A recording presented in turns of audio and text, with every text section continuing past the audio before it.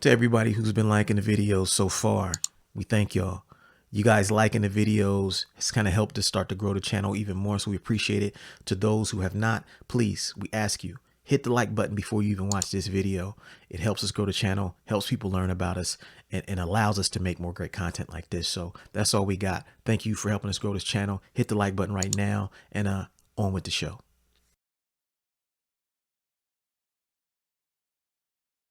Boom, boom, boom, boom. Super duty tough work. Yeah, man. Where they been, man? Where they been at? Where they been? Where you been, man? What you been doing? Working just like you, you know? Working too motherfucking much, man. Yeah. What I be saying about these jobs, man? Too much work, man. Jobs are too much work. Yeah. Yeah, a lot of working, man. A lot of working, you know. But can't complain. Life is good. At least I'm not broke. Feel you. Which is the only reason for working so much, so you cannot be broke. You know what I mean? Right. You don't be working a lot and still be broke. That's not a good look. So here we are. Early morning edition. Super duty tough work. Blueprint. Illogic. As per usual. You know, talking about things that hopefully inspire and impact your life. For all our artists, you know, we be saying artists out there. You know, and all our creatives, you know, all our regular working folk who just love music and art, who, you know, compose the listenership of this fine audio program that you tune in to listen to for 7 years straight. Long time, man. I know. Damn. We've been doing this forever, I feel like. 280 episodes. 80 something. Yeah. It's a lot of episodes. Yeah. A lot of podcasts have come and gone. We still here. We still here, man. Some podcasts, they don't be podcasting like us. We be taking breaks and we think we be gone forever, but we just be like a week off. It do feel like forever. It though. do. Like when we don't do it. Because we got tricks, though. Because we got ways of stretching it out. Right. Right. But we still be having episodes in the tuck. So, you know, the shit works out. But yeah, there's a lot of cats. They don't podcast every week. Yeah. They be podcasting once a month. Yeah. True. You know what I'm saying? So, you know, we here doing this thing, man. And this week, we are going to talk about a topic that was inspired by something that happened to me at work, but it has a lot to do with art. And, you know, I was thinking about, you know, it is the NBA playoff season. Yeah, which are really good, by the way. Oh, yeah. So good. Like all the games are like, I'm so excited for Milwaukee and Boston today. Me too. We got to be done by then, bro. We got to be done. You know what I mean? Right. I need to watch that. Right. You know, I'm rooting for the Celtics. Yeah, man. But yeah, man, it's, you know, in basketball, they have a term called the rookie wall. Mm-hmm. And the rookie wall refers, you know, because NBA is a long fucking season, 82 games. 82 games. And so the rookie wall refers to like a guy who comes in as a rookie in his first fucking 3-4 weeks. He's just killing it. He's smashing it the first 40 games. And then right around halfway through the season, he starts slowing up a little bit.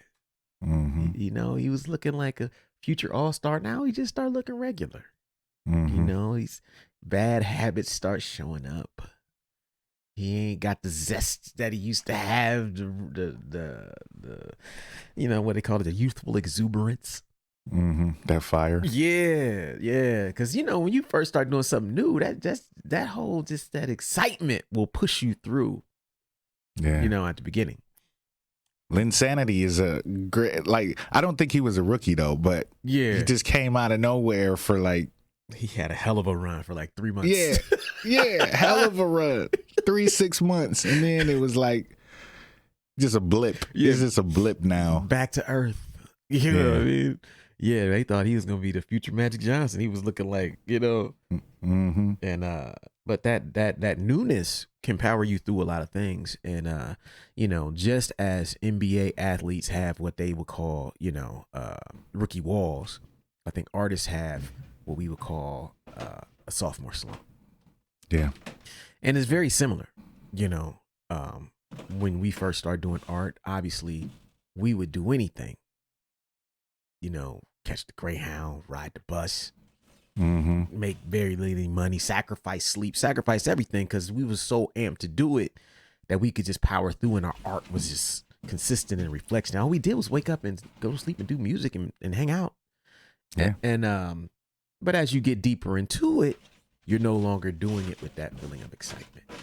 And so this episode, we want to talk about, you know, the rookie wall, aka the sophomore slump. Mm-hmm. And I'm gonna tell some stories about me hitting it at work, and we're gonna talk about the causes and how to get out of it.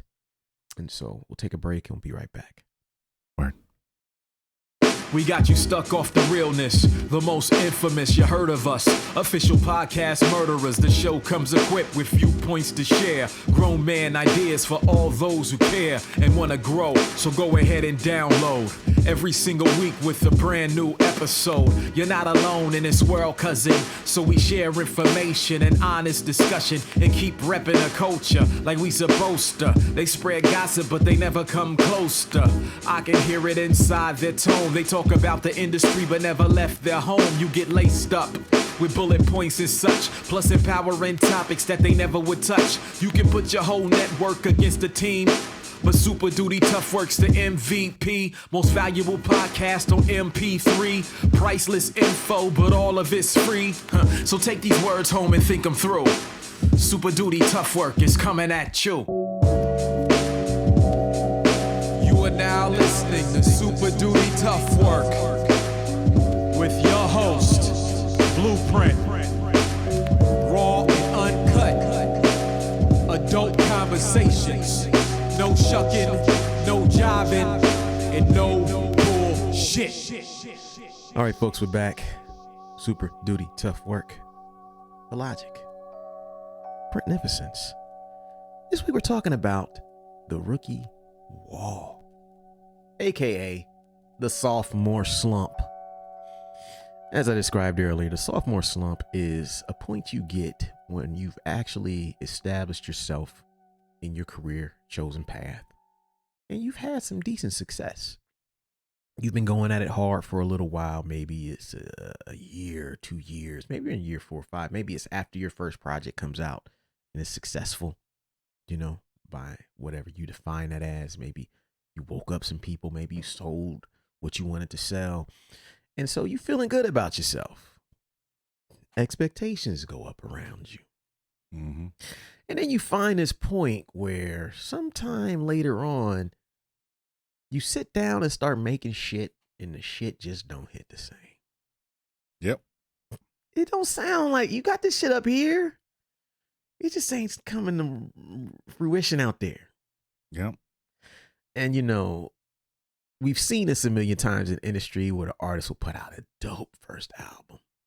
Mm-hmm. Your second album, Yeah. Mid. yeah, super mid. Just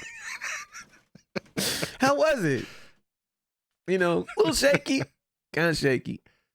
And this I thought about this week because I've had like I think I've hit the rookie wall as a driver. Mm. And so this is some funny shit. I get this voicemail.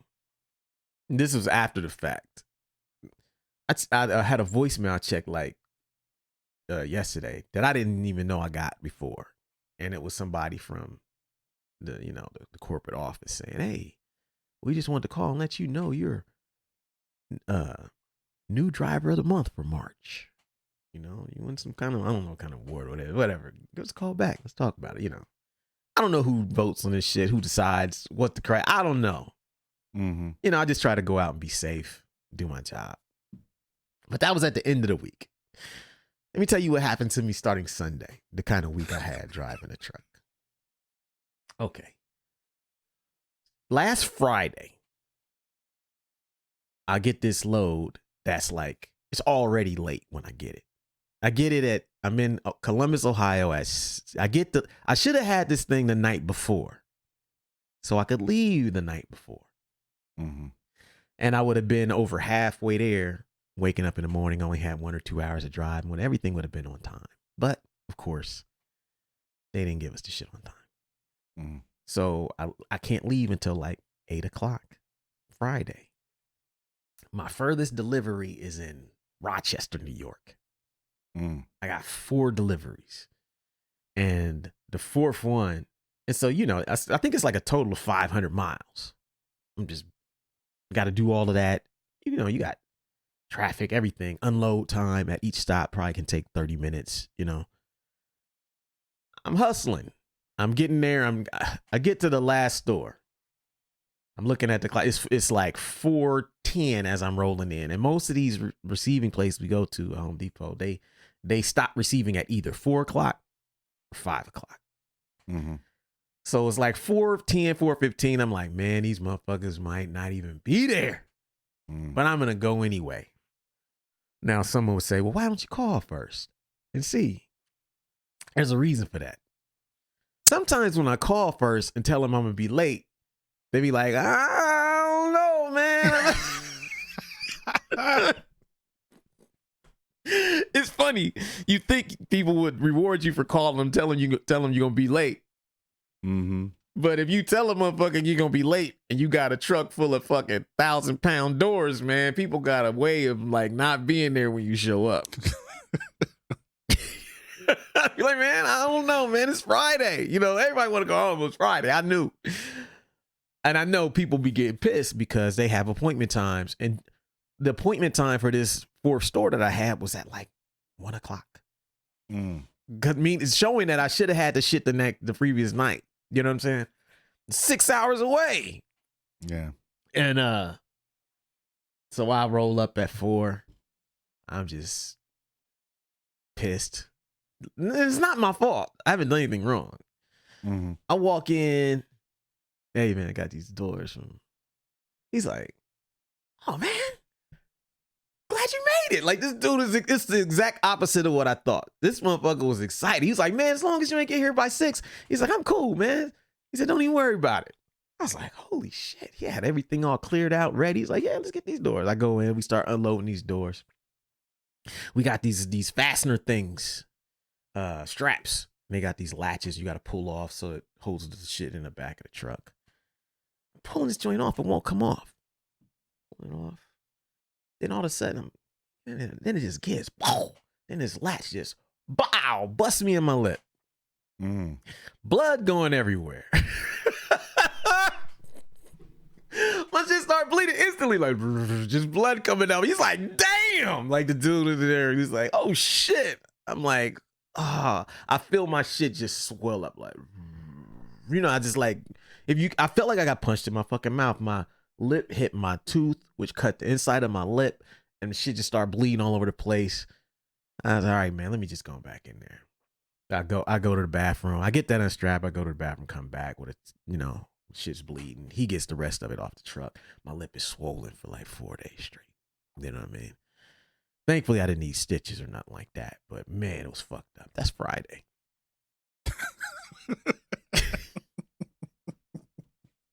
Monday, I'm going to Michigan. I got a trip in Michigan. I get to this first store and I'm like, all right, cool. This is cool. It's a bunch of other trucks there though. You know what I mean? And they all coming in the back way. They're coming in backwards to try to skip to the front of the line. But I'm like, all right, it's going to take a minute. I'm talking to my dude, Steve, on the phone. Finally, I have to go on break. It takes about 30 minutes for a truck in front of me to get done. I park. It was a tough back. This shit was no fucking room. It took me about 10 minutes to get this truck in that fucking box in the dock. Because it was real tough. Blind side with no room. Got it in there. And I get out. Go get unloaded, come back out. Doors is locked. Oh, you get my key. Oh, no, you didn't. Locked my keys in the fucking truck. Oh. Sick. Locked my keys in the fucking truck. So only reason I thought, so I was like, man, what the fuck do I do? And I remember my trainer, Steve, was like, that shit happened to him a couple months ago. And he was like, he said he called locksmiths and he called the company. He said they was just trying to tax him. He said he just called the police and they got it out. So I was like, I just called the police. They get me out of there. Thank you. That's Monday. Tuesday. Shit gets worse every fucking day. Tuesday. I'm in Cincinnati. I'm trying to get to this store. I've been to this store once. It's tricky to get into. I came in the back way the first time. It's a street. It took me through this back way, but it's like, it's a real tough turn. You got to go down this back alley thing to the dock. And it's tough to get into this little street. But it's got this main street that I didn't go to the first time because I came in from a different direction. So I'm like, let me go in that way. Let me try that. I get up there to the street I'm supposed to turn into. I get there. It's impossible to turn in if any cars is there. Bunch of traffic. I'm like, okay, let me just go down to this other thing, see if something down there. I go down to the rear exit. I look and I see this. It's only one way in, one way out, really. There's already 2 trucks in there. Can't turn in there because I be facing the wrong direction and I can't turn around. It's like, okay, let me go up here and circle the block. I get up the street. I see this little freeway, Ronald Reagan Freeway. I'm like, all right, yeah, I know the Ronald Reagan Freeway. I used to live in Cincinnati. We know Ronald Reagan Freeway. We know the Norwood Lateral 562. We know these little exchanges in Cincinnati. We still live there. Right. I go up to I'm like, the GPS is like, go east on it and take the GPS telling me it's gonna take 6 miles to go east on the Norwood, turn around and come back to right where I'm at. I'm like, if I go west on it though, I'm 1 exit up and I'm like 2 miles away. I can get off right up the street. Go west. Don't listen to that GPS. You should have listened to the GPS. You know where I'm going with this. You know where I'm going with this. I turn on the reason the GPS is there. Yes, man. Yes. I turn right to get on this freeway entrance. GPS starts blowing up. Whoa, whoa, whoa, whoa, whoa. This is a restricted truck route. Do not proceed. There is a bridge. There's an overpass ahead of you that is only 12'2". Now, we need 13.6 clearance, 13 foot 6 inches. That's the clearance a truck needs. You be seeing videos. You can go on YouTube right now, and there's hundreds and thousands of videos of truck drivers hitting them. Yeah, that would have been my future if I would have kept going. I stop at the end of at the beginning of the damn ramp, and I look ahead, and I'm like, yo, that shit is right there. It's so close. There ain't no exits before I get to that bridge. And so I pull over, try to back out. It's too much fucking traffic. People zipping around me. Nobody letting me get out, back the shit out into the street. I'm like, fuck it. Gotta call the police again. Call the fucking police. They come over, stop traffic for me, let me back out, help me pull all the way back around. I get to the Home Depot. That takes fucking 30, 45 minutes. Whole ordeal. That's Tuesday. Wednesday. Wednesday, I'm in Pennsylvania. I think I'm finishing up a load, and I just had to go get this backhaul or some shit. I'm dipping up the freeway, and some dude was doing something, just being annoying, getting over and getting back over in front of me, and I was getting frustrated. Like, man, let me just get around this guy. As I'm doing this shit, it's like traffic is thick. And so as I'm doing this shit, you know, my thing is like, hey, there's a weigh station coming up. But this weigh station ain't never been open. I be coming through there all the time. It ain't never been open. I ain't tripping. And I'm like, yo, even if it's open, my thing will let me know if I need to pull into it. My little, what they call it, transponder will say, pull in. I was like, oh, I ain't worried about it. You know, and I got an empty trailer. What the fuck am I worried about it? I ain't worried about no weigh station. I'm empty.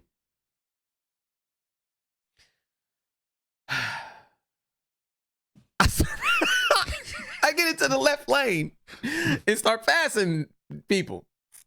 Mm-hmm. Now, here's what's crazy. You only got 1 mile until your transponder tells you to get over. And from the time it tells you you got to pull in, you need to already be in the right lane because it's not like a car. Right. Where you can just easily get in the lane, get off. Yeah. If you got a mile to exit in the car, that's plenty of time. Yeah. In a truck, it's not necessarily that much time. I'm dipping. Yeah, let me get this dude out the way. I'm tired of fucking with him. I'm dipping. And as I'm dipping, I'm seeing all these trucks in the right lane. I'm like, what?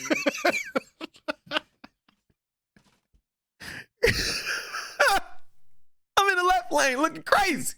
Like, I should probably be over there. It starts to hit me. Like, maybe I should have pulled over in that right lane. Like, why everybody over there?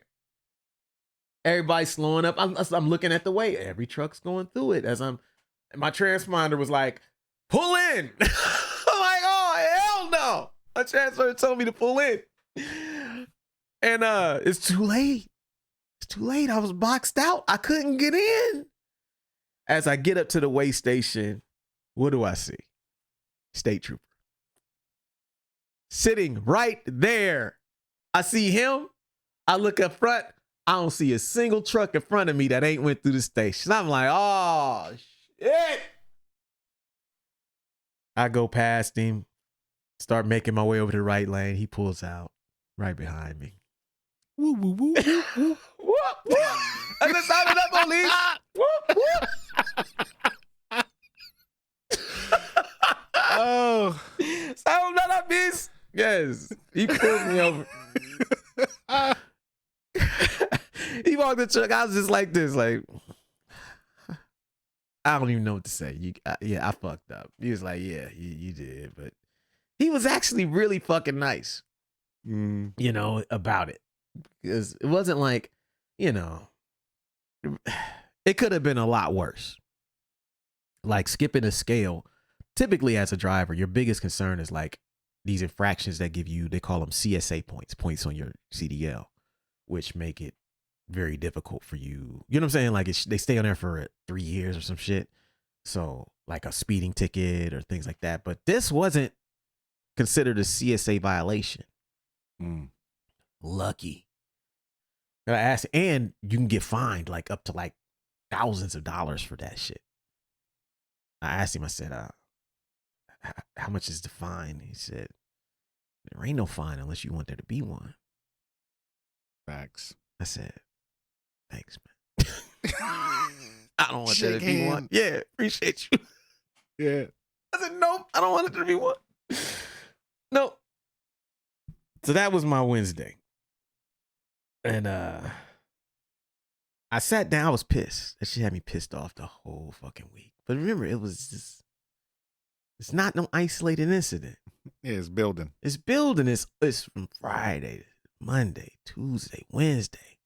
By Thursday, I was just having an existential crisis. Like, what the fuck happened? Why is all this shit happening? And I came to the conclusion that, I hit my rookie wall, man. I hit my rookie wall. Motherfuckers started doing things that were uncharacteristic, taking some chances, losing his discipline, and that shit led to some spotty performances. And so this episode, we want to talk about how that relates to your art. Because this is a story about work, but it ain't really about work. It ain't about trucking, if you know what I'm saying. This can be applied to anything because we all have had moments like this where you have some expectations for yourself that are much higher and you look around and next thing you know, you done have 4-5 bad days in a row. Yeah. Damn.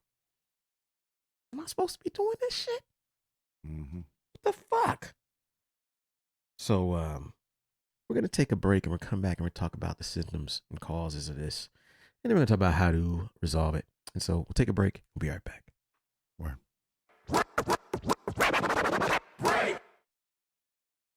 This is your weekly reminder that we have 2 books that you, as a listener or watcher of this podcast, need to absolutely own. The first is The The 10 Traits of Successful Hip Hop Artists. And the second is The Social Media Cheat Code. Both of these books were released within the last year. The 10 Traits of Successful Hip Hop Artists is a book where I go through the stories and explain the traits that are behind the success of some of the biggest names in hip hop today.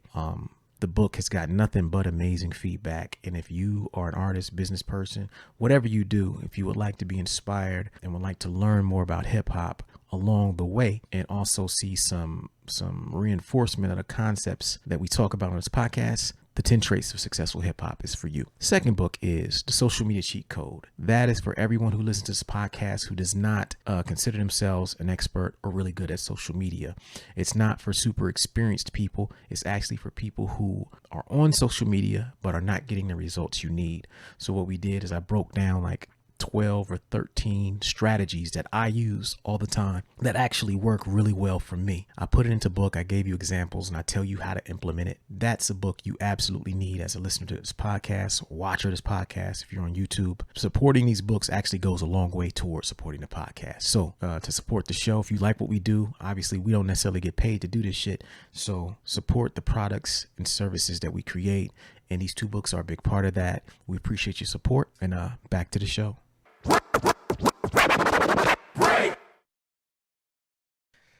Okay, folks, Super Duty Tough Work, Blueprint, Illogic. We're talking about sophomore slump. You know, the rookie wall, as they call it in sports. Here we call it the sophomore slump. And we're going to talk about why this happens. You know, the symptoms of the sophomore slump. Number one, inconsistent performances. Yeah. If you have been doing something really good for a while, for me, I've been doing it. I've been driving solo for 4 months. I never had a week like this. And my performances very up and down. Very up and down. You know, if I was doing it well enough to get to be considered whatever, rookie driver of the month, you know, just a month ago, then come back last week and just have one of the worst weeks of my entire career, then something is not right, you know. And those performances really kind of made me look like, okay, I'm not gonna blame nothing on nobody else, you know. I don't think that would be mature. I'm gonna blame myself first and own the fact that I've just been inconsistent. You know, for the people who, you know, are creating, we've seen it. We know how it is. Like some of our best artists, our favorite artists, have had lackluster sophomore albums. Yeah. You know, Cats get comfortable. You know, like that's, I think that's what you ran into is yes, you getting comfortable and you thinking, you know, just like you said, like, oh, that way station ain't never open. You know what I'm saying? Like you thinking you know more. Yep. You know, you thinking you know, it's the same with art. You know what I'm saying? Like cats get comfortable and they get in a routine, and it's like, oh, I can skip a few steps because I'm a pro at this now. You know what I mean? And then it shows on your final performance, on the record, on the single, whatever it is. You know what I mean? Yeah, it's true, man. And when you start, the key here, I think, is to be self-aware enough to where you notice that you're being inconsistent. Right. I think the worst thing about a lot of artists who have a sophomore letdown is that they don't even know. Yeah, they think people hating. Yeah, like y'all just this is classic material. Right. You're like, dude, you know this shit ain't nowhere near as good as your first shit. Right. Like it's not even in the ballpark. Like you sound like you're not trying. You know, and that brings us to the second symptom of this, which is that you can tell that you might be going through this because you are letting yourself and other people down.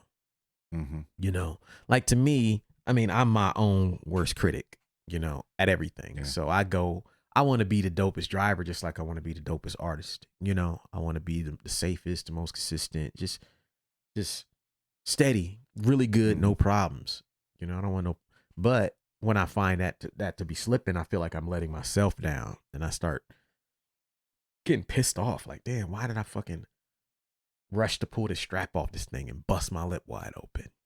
Yeah. You know, why didn't I fucking double check everything before I got out of the truck and lock my keys in there? You know, why didn't I listen to the GPS? Mm-hmm. You know, and all it is like, okay, my delivery times get pushed back later, and I made up for those times, but it's still like you got to go through all of that shit. You know, and you're pissing yourself off, and then you got the risk of pissing other people off who are expecting something higher from you. Yeah. You know, and just like the first one, you know, the key is to make sure that you are always your harshest critic. Mm-hmm. Because the last thing you want is for other motherfuckers to tell you that you fucked up. Yeah, you don't want that. Yeah. You don't want that. You want to realize where you went wrong before somebody else tells you where you went wrong. Yes. Because it's always worse coming from somebody else. Especially if you're your worst critic. You know, because when somebody else notices that I fuck up, it hurts a lot more than when I realize that I fuck up. Yeah, it stings. Because they might not even notice. Right. But right. When they start to notice, that's when it's obvious. Yeah. Yeah. Like, dude, you can do so much better. You'd be like, that shit hurt. Yeah. Because they be right. You're like, yeah, and you know you're right. You're right. And don't let them notice and you ain't noticed yet. Oh, yeah. That's even worse. It's that ether. That's that ether. Make your soul burn slow. Like, you know you did X, Y, Z. And you're like, what? Oh, shit. Mm-hmm. I didn't even notice. Yeah, man. Yeah, that shit hurt even worse. Yeah, I always say about like, you know, I learned that just from making albums that like after you get to a certain point of self-awareness and making art, no one should be able to critique you or say anything in critique of you that you haven't already observed. Yeah. Facts. Like every shortcoming of your art, of yourself as an artist, you should already know. Mm-hmm. And you will know because you're constantly trying to poke holes in what you do to see what you can do better. Yep. Like there was a point where I wasn't always like that. But once I finally got to that point, there was never a criticism that was a surprise to me. Mm-hmm. Even down to the simple things like, the album's too short. The album's too long. Mm-hmm. I know. I did that. I did that on purpose. Yeah. I wanted it to be short for X, Y, and Z. Album's too long. I know. I felt like keeping all that shit on there because all of it's fire, and you'll understand later. Right. You There's know? a concept happening. Right? Yeah, it's a concept record. You know what I mean? Yeah. Like, it only makes sense if I keep these things here, and I've experimented with this track listing 3,000 times. Right. This works the best. Yeah. There was 5 more songs on this record. Right. It was longer. It was 20 minutes longer before it, you know, the version you got. Trust me, I know it's too long. Yeah. You know, but it's like those things, you know, yeah, man, you did this before, you stage show this, or whatever the fuck. You should know. And if you don't know what motherfuckers are critiquing you on ahead of time, you lack self-awareness. Mm-hmm. And you're not really doing inventory on your own shit. But yeah, that's his number 2 symptom. The number 3 symptom of the sophomore slump is you feel discouraged about your future. Yeah. There ain't nothing like having some success at something once, then falling into, you know, a slump to make you reevaluate everything.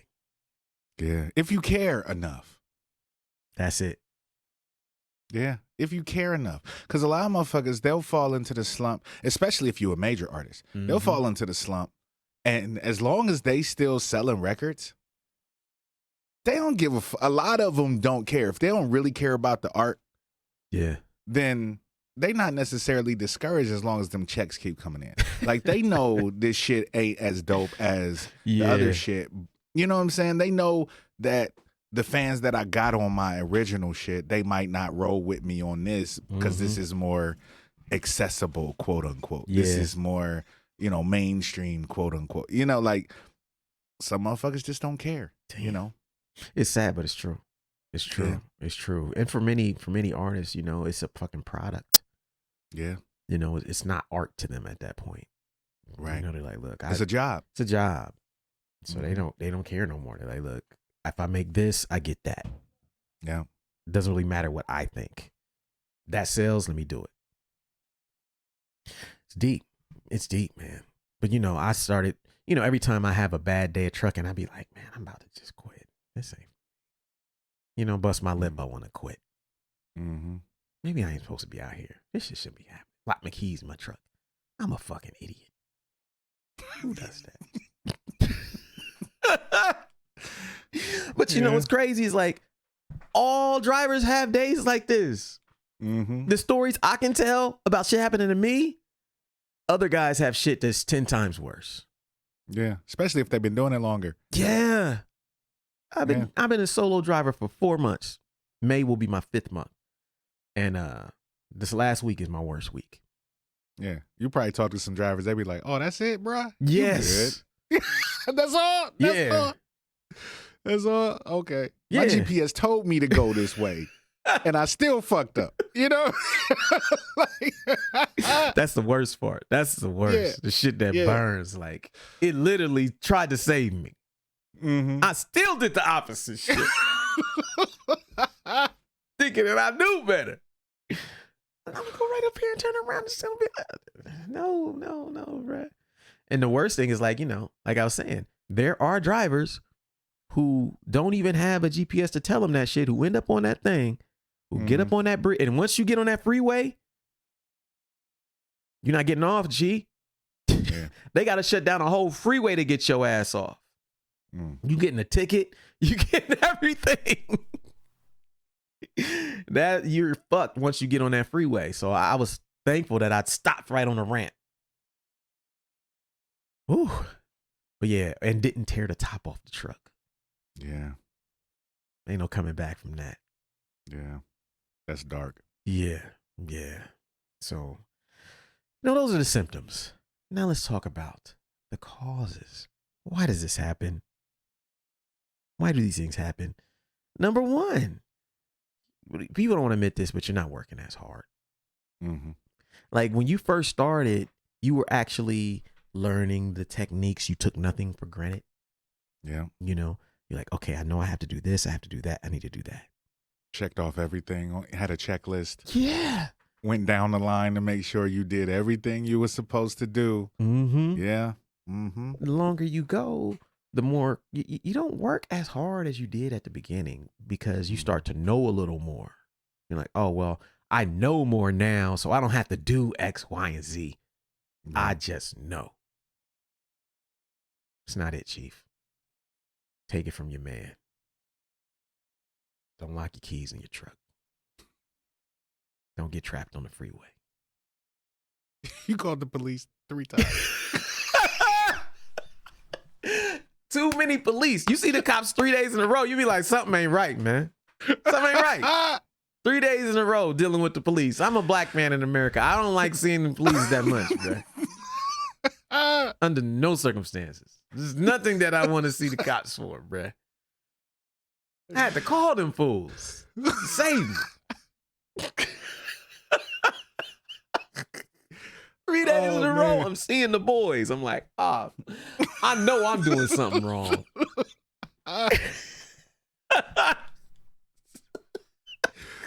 It's gotta be me.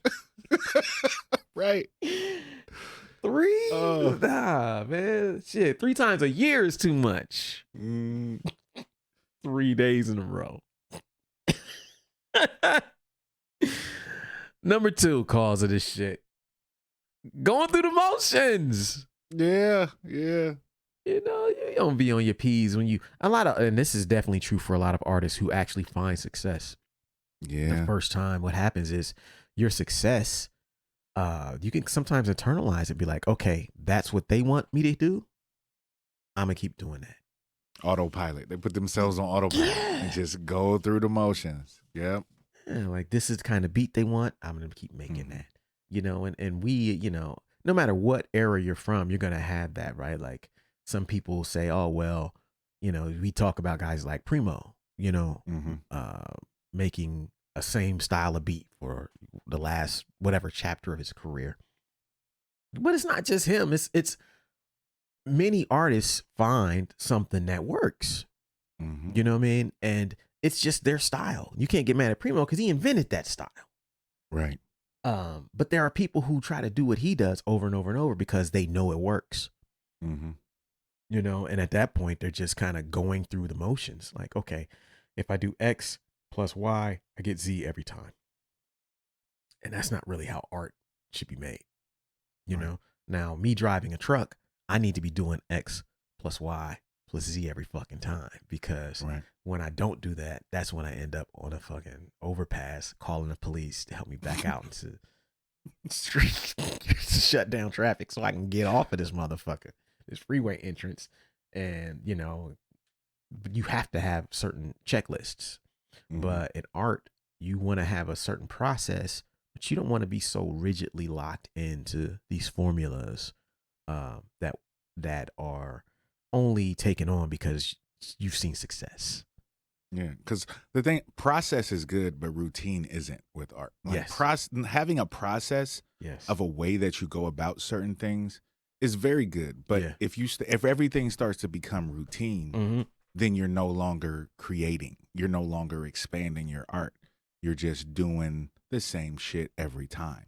Now, having a process is completely different, because you can go through a process and discover new shit if you sprinkle a little seasoning on the process. Yes. You know? It's very true. It's very true. And so that's number 2. Number 3, and this is what I'm guilty of. Assume an upward trajectory. Like, this is just like when you assume that way station gonna be closed. I'm assuming that whatever record I pick up is gonna have the fire on it. Yeah. That any drums I use are gonna hit. You know, whatever I write, I can write about anything. It'll be fire. You know, I could post anything. No, never just assume that just because you've reached a certain level of success that your trajectory is going to keep doing this. Yeah. Like, if you're doing this, you have to keep doing the same things to keep doing this. Right. To stay on the incline. The moment you start assuming you're going to be on an incline is when you stop doing the same things. Right. And that happened to me this week. The same, those 4 days, I did something different. Every one of those days, and it cost me. Yeah. And I was assuming that it was just going to work out because I've done it every time instead of having a checklist. Okay, before I get out the truck, is my window cracked? Is my keys here? Okay, boom, keys here. Emergency brakes on. You see what I'm saying? You got to check it. Don't just get out and assume that it's going to things are going to get better. Nah, man. Oh, man, I pulled this off before and I got on that freeway and went the other way and it worked out. Nah, this is a different freeway in a different city and you're fucked.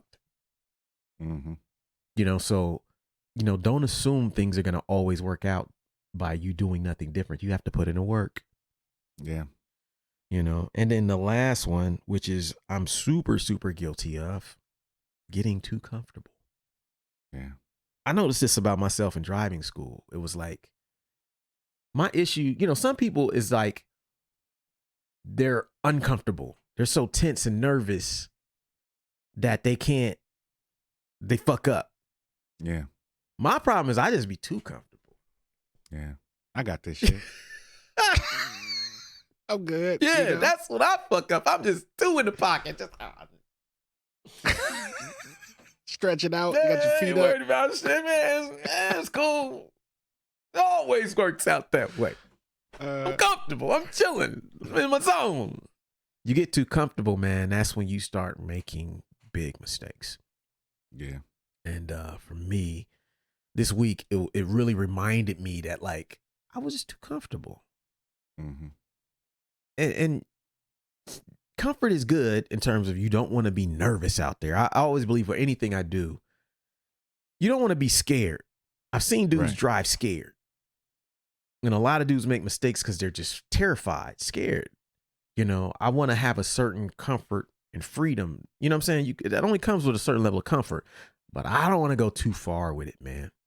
Yeah, you want to still be controlled. Yeah. You know what I mean? You want to be comfortable, but still controlled and disciplined. Yes. In the process. That's the word. disciplined. Yeah. You know, and then the last thing, cause of it for me as well, taking too many chances.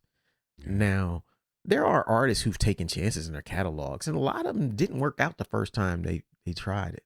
The initial reception was like, nah. You know, I mean, what made me think about it was like, what was Common's one album? Electric Circus. Electric Circus, yeah. That motherfucker was just trying to experiment, man. Mm-hmm. I wasn't trying to hear that shit. I like that record. I like that. You know, I'm a weird dude. It grew on me. Yeah. I didn't like it then. Mm-hmm. Later on, and now when I compare it to other stuff in his catalog, it's got some joints on it. There's some joints on that record, bro. It's got a couple joints on it, man. Yeah, man. But sometimes, you know, it's like you can take a chance, but you have to also understand that this shit can go either way. Yeah. It can go either way. You just don't really know. And you got to acknowledge when you're taking a chance, like, hey, I'm taking a chance. The worst case scenario for this could be bad.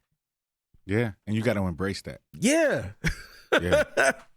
Embrace it. If you're not ready for it, don't take that fucking chance. Yeah, man. Because, like, for me, like, doing autopilot, like, producing my own record, Yeah. it was taking a chance. Yes. Yes. You know what I'm saying? Like, I've done records with really good producers. Yes. You know what I'm saying? Like, me following up you, Blockhead, you know what I mean? Like, yeah. that's taking a fucking chance. Yeah. But it's like, okay, if they don't like it, I'm a no. Very soon, very quickly. I'm gonna know very quick if they don't like it. You know, luckily the shit worked out for me. Yeah. Yeah. But it don't work like that for everybody. Nah. You know. Nah. And even then, here's the thing too about how you took your chances. You took chances, but you learned how to make an album within the context of making it with those other producers. Right. So there right. are elements of autopilot that may borrow from an element that's on Celestial. Right. There's, right. you know what I'm saying, or on Captured Sun. You never, right? Like there's little tiny elements. And so Right. you are taking a chance producing it yourself, but your style of production is very much aligned. Yeah, with everything else. Right, with yeah. what we do. Yeah. Like you're not rhyming over no trap beats. right. You know what I'm saying? I didn't go completely like left and center. Yeah. Yeah, yeah. And so within that, you took a chance, but it was like a what they call it? I was safe. Yes, It was safe. yes. It was a calculated risk. That's you know what I it mean? is. You ain't take a chance. You took a calculated risk. Yeah. You know, and that works out a lot better because even with a calculated risk, you're still within the realm of things that will work out in your favor. Usually. Shit, for me, that's where I kind of messed up. I was just kind of freestyling a little bit out here. Get your bars off. Off the top. I'm gonna do this off the top. Off the top. I'm just gonna get it. I don't know how y'all be doing shit. I'm gonna be over here doing my own thing, just oblivious to the whole industry. And, you know, too much freestyling, man. No more freestyling for your boy. None. But yeah, that shit'll get you in trouble. So we're gonna take a break and we'll come back and we're gonna talk about the solutions. And so we'll be right back.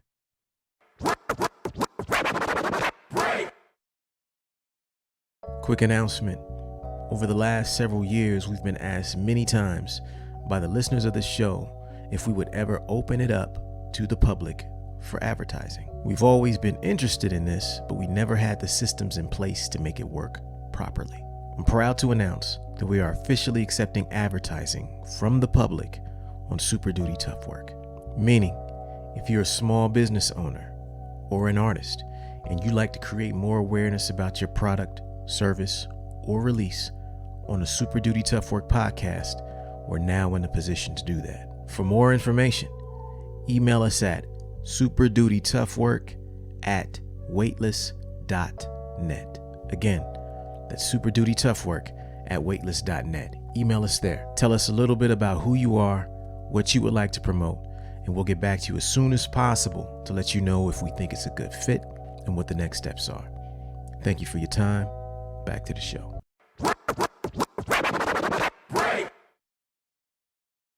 All right, folks. We back. Super Duty Tough Work, Blueprint, Logic. We're talking about the sophomore slump. the rookie wall. And we're going to talk about some solutions for that real quick. And so this is, we'll get into number one solution. And this is one I've had to think about. And the number one solution to this problem is to revisit your why. Why am I doing this? Why am I going through this? Why am I sacrificing for this? What is this thing that I'm shooting for? And so for me, it kind of was one of those things where I realized like, yo, what I'm trying to get out of this is not worth risking taking those chances. Right, right. You see what I'm saying? Like if my whole goal is to, you know, keep my record clean, drive for a year, then either get my own truck or go to a different job then where I get paid a lot more, it's like, this ain't getting me there. Right.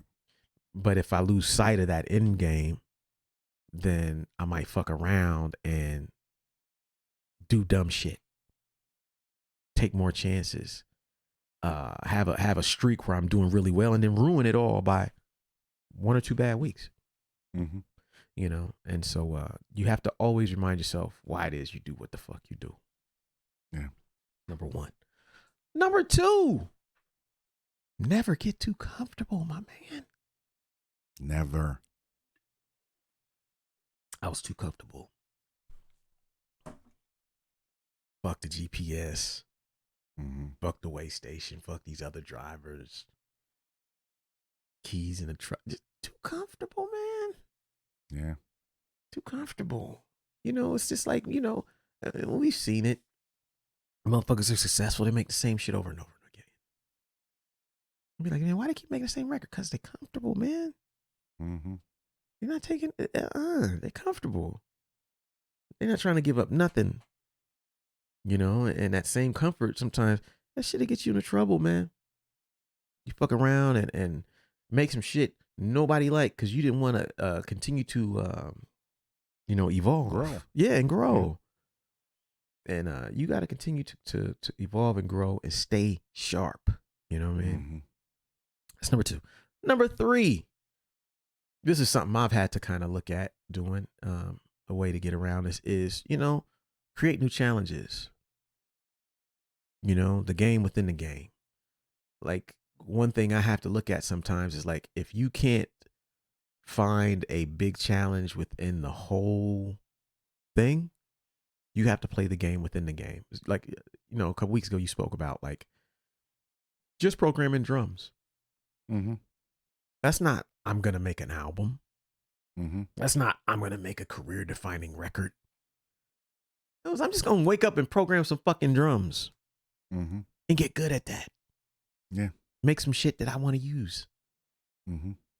Within the larger context of the game, this is a smaller game you playing.